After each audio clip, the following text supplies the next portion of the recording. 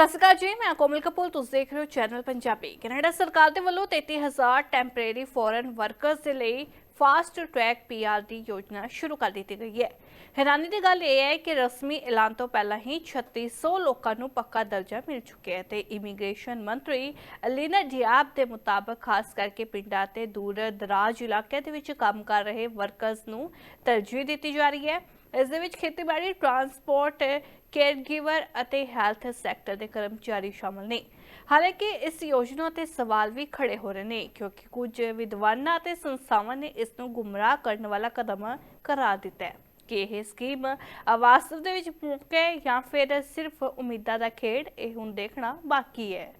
Canada ਵਿੱਚ 33,000 temporary foreign workers ਨੂੰ fast track PR ਦਾ ਸਿਲਸਿਲਾ ਆਰੰਭ ਦਿੱਤਾ ਗਿਆ ਹੈ ਅਤੇ ਰਸਮੀ ਐਲਾਨ ਹੁਣ ਤੋਂ ਪਹਿਲਾਂ 36,000 ਪੱਕੇ ਵੀ ਹੋ ਚੁੱਕੇ ਨੇ। ਜੀ ਹਾਂ, ਇਮੀਗ੍ਰੇਸ਼ਨ ਮੰਤਰੀ ਅਲੀਨਾ ਡਿਆਬ ਨੇ ਦੱਸਿਆ ਕਿ ਦਿਹਾਤੀ ਇਲਾਕਿਆਂ ਜਾਂ ਦੂਰ ਦਰਾਡੇ ਸਥਿਤ ਕਮਿਊਨਿਟੀਜ਼ ਦੇ ਵਿੱਚ ਕੰਮ ਕਰਨ ਵਾਲੇ ਆਰਸੀ ਵਿਦੇਸ਼ੀ ਕਾਮਿਆਂ ਨੂੰ ਪੱਕੇ ਤੌਰ ਤੇ ਕੈਨੇਡਾ ਵਿੱਚ ਵਸਣ ਦੀ ਸਹੂਲਤ ਦਿੱਤੀ ਜਾ ਰਹੀ ਹੈ। ਖੇਤੀ ਸੈਕਟਰ ਤੋਂ ਇਲਾਵਾ ਟਰਾਂਸਪੋਰਟ ਸੈਕਟਰ, ਕੇਅਰਗਿਵਰਸ, ਪਲੰਬਰ, ਇਲੈਕਟ੍ਰੀਸ਼ੀਅਨ ਅਤੇ ਹੈਲਥ ਸੈਕਟਰ ਦੇ ਨਾਲ ਸੰਬੰਧਿਤ ਕਾਮਿਆਂ ਨੂੰ ਤਰਜੀਹ ਦਿੱਤੀ ਜਾਵੇਗੀ, ਬਸ਼ਰਤੇ ਉਹ 2 ਸਾਲ ਜਾਂ ਵੱਧ ਸਮੇਂ ਤੋਂ ਘੱਟ ਵਸੋਂ ਵਾਲੀਆਂ ਕਮਿਊਨਿਟੀਜ਼ ਦੇ ਵਿੱਚ ਰਹਿ ਰਹੇ ਹੋਣ। ਪ੍ਰੋਵਿੰਸ਼ੀਅਲ ਨੋਮਿਨੀ ਪ੍ਰੋਗਰਾਮ ਵਾਲੇ ਵੀ ਫਾਸਟ ਟਰੈਕ ਯੋਜਨਾ ਦੇ ਘੇਰੇ ਵਿੱਚ ਆਉਣਗੇ, ਜਦਕਿ ਪਾਇਲਟ ਪ੍ਰੋਗਰਾਮ ਰਾਹੀਂ ਪੀਆਰ ਦੀ ਅਰਜ਼ੀ ਦਾਇਰ ਕਰਨ ਵਾਲੇ ਕੇਅਰਗਿਵਰਸ ਵੀ ਯੋਗ ਮੰਨੇ ਜਾਣਗੇ।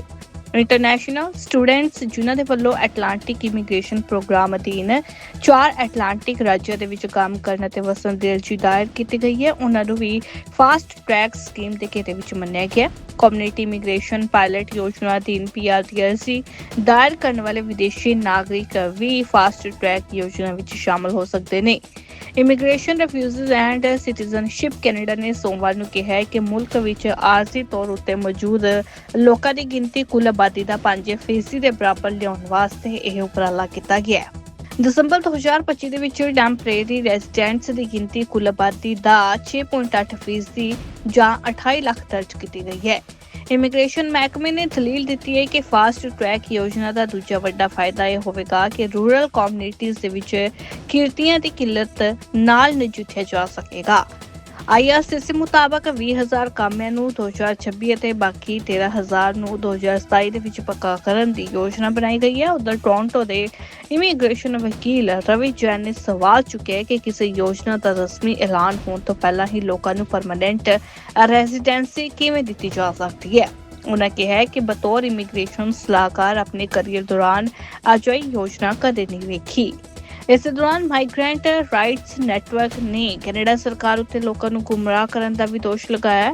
ਨੈਟਵਰਕ ਨੇ ਕਿਹਾ ਹੈ ਕਿ ਇਮੀਗ੍ਰੇਸ਼ਨ ਮੰਤਰੀ ਦੇ ਗੈਰ ਜ਼ਿੰਮੇਵਾਰ ਵਾਲੇ ਬਿਆਨ ਦੇ ਨਾਲ ਲੱਖਾਂ ਪ੍ਰਵਾਸੀ ਅੰਦਰ ਝੂਠੀ ਉਮੀਦ ਜਗਾ ਰਹੇ ਨੇ, ਜਿਨ੍ਹਾਂ ਨੂੰ ਮਹਿਸੂਸ ਹੋਣ ਲੱਗ ਪਿਆ ਹੈ ਕਿ ਉਹ ਕੈਨੇਡਾ ਵਿੱਚ ਜਲਦ ਪੱਕੇ ਹੋ ਜਾਣਗੇ, ਜਦਕਿ ਅਸਲੀਅਤ ਬਿਲਕੁਲ ਉਲਟਾ ਹੈ। ਦੱਸੀਏ ਕਿ ਹਾਲ ਹੀ ਵਿੱਚ ਕੀਤੀਆਂ ਇਮੀਗ੍ਰੇਸ਼ਨ ਤਬਦੀਲੀਆਂ ਤਹਿਤ ਪੇਂਡੂ ਖੇਤਰ ਵਿੱਚ ਐਮਪਲੋਇਰਸ ਨੂੰ 10% ਦੀ ਬਜਾਏ 15% ਟੈਂਪਰੇਰੀ ਫੋਰਨ ਵਰਕਰਸ ਰੱਖਣ ਦੀ ਇਜਾਜ਼ਤ ਦਿੱਤੀ ਗਈ ਹੈ। ਸਤਿ ਸ਼੍ਰੀ ਅਕਾਲ ਜੀ, ਮੈਂ ਕੋਮਲ ਕਪੂਰ। ਤੁਸੀਂ ਦੇਖ ਰਹੇ ਹੋ ਚੈਨਲ ਪੰਜਾਬੀ। ਕੈਨੇਡਾ ਸਰਕਾਰ ਦੇ ਵੱਲੋਂ 33,000 ਟੈਂਪਰੇਰੀ ਫੋਰਨ ਵਰਕਰਸ ਦੇ ਲਈ ਫਾਸਟ ਟਰੈਕ ਪੀਆਰ ਦੀ ਯੋਜਨਾ ਸ਼ੁਰੂ ਕਰ ਦਿੱਤੀ ਗਈ ਹੈ। ਹੈਰਾਨੀ ਦੀ ਗੱਲ ਇਹ ਹੈ ਕਿ ਰਸਮੀ ਐਲਾਨ ਤੋਂ ਪਹਿਲਾਂ ਹੀ 3600 ਲੋਕਾਂ ਨੂੰ ਪੱਕਾ ਦਰਜਾ ਮਿਲ ਚੁੱਕਿਆ ਹੈ ਤੇ ਇਮੀਗ੍ਰੇਸ਼ਨ ਮੰਤਰੀ ਅਲੀਨਾ ਡਿਆਬ ਦੇ ਮੁਤਾਬਕ ਖਾਸ ਕਰਕੇ ਪਿੰਡਾਂ ਤੇ ਦੂਰ ਦਰਾਜ ਇਲਾਕਿਆਂ ਦੇ ਵਿੱਚ ਕੰਮ ਕਰ ਰਹੇ ਵਰਕਰਸ ਨੂੰ ਤਰਜੀਹ ਦਿੱਤੀ ਜਾ ਰਹੀ ਹੈ। ਇਸ ਦੇ ਵਿੱਚ ਖੇਤੀਬਾੜੀ, ਟਰਾਂਸਪੋਰਟ, ਕੇਅਰਗਿਵਰ ਅਤੇ ਹੈਲਥ ਸੈਕਟਰ ਦੇ ਕਰਮਚਾਰੀ ਸ਼ਾਮਲ ਨੇ। ਹਾਲਾਂਕਿ ਇਸ ਯੋਜਨਾ ਤੇ ਸਵਾਲ ਵੀ ਖੜੇ ਹੋ ਰਹੇ ਨੇ ਕਿਉਂਕਿ ਕੁਝ ਵਿਦਵਾਨਾਂ ਅਤੇ ਸੰਸਥਾਵਾਂ ਨੇ ਇਸ ਨੂੰ ਗੁੰਮਰਾਹ ਕਰਨ ਵਾਲਾ ਕਦਮ ਕਰਾਰ ਦਿੱਤਾ ਹੈ ਕਿ ਇਹ ਸਕੀਮ ਵਾਸਤਵ ਦੇ ਵਿੱਚ ਮੌਕਾ ਹੈ ਜਾਂ ਫਿਰ ਸਿਰਫ ਉਮੀਦਾਂ ਦਾ ਖੇਡ। ਇਹ ਹੁਣ ਦੇਖਣਾ ਬਾਕੀ ਹੈ। ਕੈਨੇਡਾ ਵਿੱਚ 33,000 ਟੈਂਪਰੇਰੀ ਫੋਰਨ ਵਰਕਰਸ ਨੂੰ ਫਾਸਟ ਟਰੈਕ ਪੀਆਰ ਦਾ ਸਿਲਸਿਲਾ ਆਰੰਭ ਦਿੱਤਾ ਗਿਆ ਹੈ ਅਤੇ ਰਸਮੀ ਐਲਾਨ ਹੁਣ ਤੋਂ ਪਹਿਲਾਂ 36,000 ਪੱਕੇ ਵੀ ਹੋ ਚੁੱਕੇ ਨੇ। ਜੀ ਹਾਂ, ਇਮੀਗ੍ਰੇਸ਼ਨ ਮੰਤਰੀ ਅਲੀਨਾ ਡਿਆਬ ਨੇ ਦੱਸਿਆ ਕਿ ਦਿਹਾਤੀ ਇਲਾਕਿਆਂ ਜਾਂ ਦੂਰ ਦਰਾਡੇ ਸਥਿਤ ਕਮਿਊਨਿਟੀਜ਼ ਦੇ ਵਿੱਚ ਕੰਮ ਕਰਨ ਵਾਲੇ ਆਰਸੀ ਵਿਦੇਸ਼ੀ ਕਾਮਿਆਂ ਨੂੰ ਪੱਕੇ ਤੌਰ ਤੇ ਕੈਨੇਡਾ ਵਿੱਚ ਵਸਣ ਦੀ ਸਹੂਲਤ ਦਿੱਤੀ ਜਾ ਰਹੀ ਹੈ। ਖੇਤੀ ਸੈਕਟਰ ਤੋਂ ਇਲਾਵਾ ਟਰਾਂਸਪੋਰਟ ਸੈਕਟਰ, ਕੇਅਰਗਿਵਰਸ, ਪਲੰਬਰ, ਇਲੈਕਟ੍ਰੀਸ਼ੀਅਨ ਅਤੇ ਹੈਲਥ ਸੈਕਟਰ ਦੇ ਨਾਲ ਸੰਬੰਧਿਤ ਕਾਮਿਆਂ ਨੂੰ ਤਰਜੀਹ ਦਿੱਤੀ ਜਾਵੇਗੀ, ਬਸ਼ਰਤੇ ਉਹ 2 ਸਾਲ ਜਾਂ ਵੱਧ ਸਮੇਂ ਤੋਂ ਘੱਟ ਵਸੋਂ ਵਾਲੀਆਂ ਕਮਿਊਨਿਟੀਜ਼ ਦੇ ਵਿੱਚ ਰਹਿ ਰਹੇ ਹੋਣ। ਪ੍ਰੋਵਿੰਸ਼ੀਅਲ ਨੋਮੀਨੀ ਪ੍ਰੋਗਰਾਮ ਵਾਲੇ ਵੀ ਫਾਸਟ ਟਰੈਕ ਯੋਜਨਾ ਦੇ ਘੇਰੇ ਵਿੱਚ ਆਉਣਗੇ, ਜਦਕਿ ਪਾਇਲਟ ਪ੍ਰੋਗਰਾਮ ਰਾਹੀਂ ਪੀਆਰ ਦੀ ਅਰਜ਼ੀ ਦਾਇਰ ਕਰਨ ਵਾਲੇ ਕੇਅਰ ਗਿਵਰਸ ਵੀ ਯੋਗ ਮੰਨੇ ਜਾਣਗੇ। ਇੰਟਰਨੈਸ਼ਨਲ ਸਟੂਡੈਂਟਸ ਜਿਨ੍ਹਾਂ ਦੇ ਵੱਲੋਂ ਐਟਲਾਂਟਿਕ ਇਮੀਗ੍ਰੇਸ਼ਨ ਪ੍ਰੋਗਰਾਮ ਅਧੀਨ 4 ਐਟਲਾਂਟਿਕ ਰਾਜਾਂ ਦੇ ਵਿੱਚ ਕੰਮ ਕਰਨ ਅਤੇ ਵਸਣ ਦੀ ਅਰਜ਼ੀ ਦਾਇਰ ਕੀਤੀ ਗਈ ਹੈ, ਉਹਨਾਂ ਨੂੰ ਵੀ ਫਾਸਟ ਟਰੈਕ ਸਕੀਮ ਦੇ ਘੇਰੇ ਵਿੱਚ ਮੰਨਿਆ ਗਿਆ। ਕਮਿਊਨਿਟੀ ਇਮੀਗ੍ਰੇਸ਼ਨ ਪਾਇਲਟ ਯੋਜਨਾ ਅਧੀਨ ਪੀਆਰ ਦੀ ਅਰਜ਼ੀ ਦਾਇਰ ਕਰਨ ਵਾਲੇ ਵਿਦੇਸ਼ੀ ਨਾਗਰਿਕ ਵੀ ਫਾਸਟ ਟਰੈਕ ਯੋਜਨਾ ਵਿੱਚ ਸ਼ਾਮਲ ਹੋ ਸਕਦੇ ਨੇ। Immigration refugees and citizenship Canada ਨੇ ਸੋਮਵਾਰ ਨੂੰ ਕਿਹਾ ਹੈ ਕਿ ਮੁਲਕ ਵਿੱਚ ਆਰਜ਼ੀ ਤੌਰ ਉੱਤੇ ਮੌਜੂਦ ਲੋਕਾਂ ਦੀ ਗਿਣਤੀ ਕੁੱਲ ਆਬਾਦੀ ਦਾ 5% ਦੇ ਬਰਾਬਰ ਲਿਆਉਣ ਵਾਸਤੇ ਇਹ ਉਪਰਾਲਾ ਕੀਤਾ ਗਿਆ ਹੈ। ਦਸੰਬਰ 2025 ਦੇ ਵਿੱਚ ਟੈਂਪਰੇਰੀ ਰੈਜ਼ੀਡੈਂਟਸ ਦੀ ਗਿਣਤੀ ਕੁੱਲ ਆਬਾਦੀ ਦਾ 6.8% ਜਾਂ 28 ਲੱਖ ਦਰਜ ਕੀਤੀ ਗਈ ਹੈ।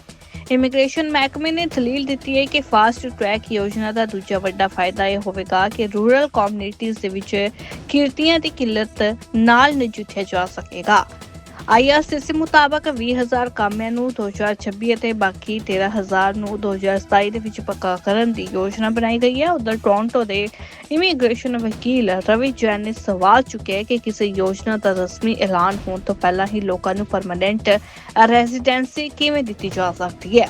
ਉਨ੍ਹਾਂ ਕਿਹਾ ਕਿ ਬਤੌਰ ਇਮੀਗ੍ਰੇਸ਼ਨ ਸਲਾਹਕਾਰ ਆਪਣੇ ਕਰੀਅਰ ਦੌਰਾਨ ਅਜਿਹੀ ਯੋਜਨਾ ਕਦੇ ਨਹੀਂ ਵੇਖੀ।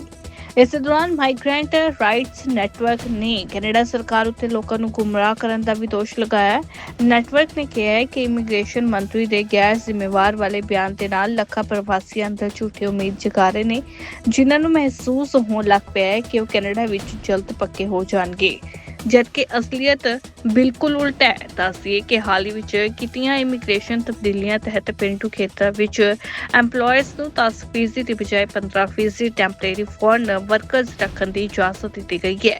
ਸਤਿ ਸ਼੍ਰੀ ਅਕਾਲ ਜੀ, ਮੈਂ ਕੋਮਲ ਕਪੂਰ, ਤੁਸੀਂ ਦੇਖ ਰਹੇ ਹੋ ਚੈਨਲ ਪੰਜਾਬੀ। ਕੈਨੇਡਾ ਸਰਕਾਰ ਦੇ ਵੱਲੋਂ 33,000 ਟੈਂਪਰੇਰੀ ਫੋਰਨ ਵਰਕਰਸ ਦੇ ਲਈ ਫਾਸਟ ਟਰੈਕ ਪੀਆਰ ਦੀ ਯੋਜਨਾ ਸ਼ੁਰੂ ਕਰ ਦਿੱਤੀ ਗਈ ਹੈ।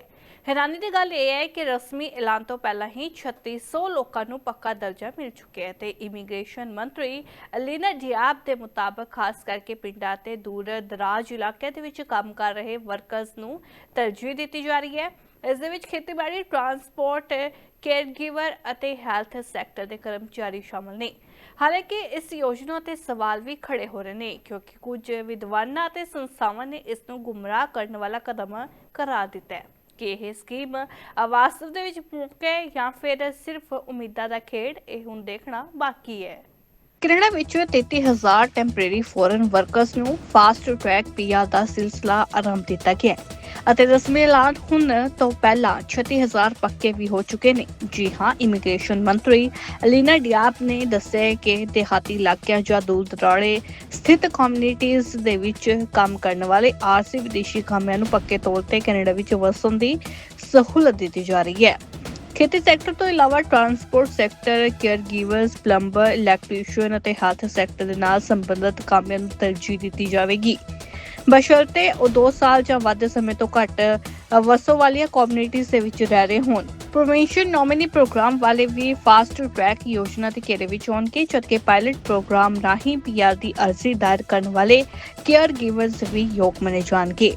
ਇੰਟਰਨੈਸ਼ਨਲ ਸਟੂਡੈਂਟਸ ਜਿਨ੍ਹਾਂ ਦੇ ਵੱਲੋਂ ਐਟਲਾਂਟਿਕ ਇਮੀਗ੍ਰੇਸ਼ਨ ਪ੍ਰੋਗਰਾਮ ਅਧੀਨ 4 ਐਟਲਾਂਟਿਕ ਰਾਜਾਂ ਦੇ ਵਿੱਚ ਕੰਮ ਕਰਨ ਅਤੇ ਵਸਣ ਦੀ ਅਰਜ਼ੀ ਦਾਇਰ ਕੀਤੀ ਗਈ ਹੈ, ਉਹਨਾਂ ਨੂੰ ਵੀ ਫਾਸਟ ਟਰੈਕ ਸਕੀਮ ਦੇ ਘੇਰੇ ਵਿੱਚ ਮੰਨਿਆ ਗਿਆ। ਕਮਿਊਨਿਟੀ ਇਮੀਗ੍ਰੇਸ਼ਨ ਪਾਇਲਟ ਯੋਜਨਾ ਅਧੀਨ ਪੀਆਰ ਦੀ ਅਰਜ਼ੀ ਦਾਇਰ ਕਰਨ ਵਾਲੇ ਵਿਦੇਸ਼ੀ ਨਾਗਰਿਕ ਵੀ ਫਾਸਟ ਟਰੈਕ ਯੋਜਨਾ ਵਿੱਚ ਸ਼ਾਮਲ ਹੋ ਸਕਦੇ ਨੇ।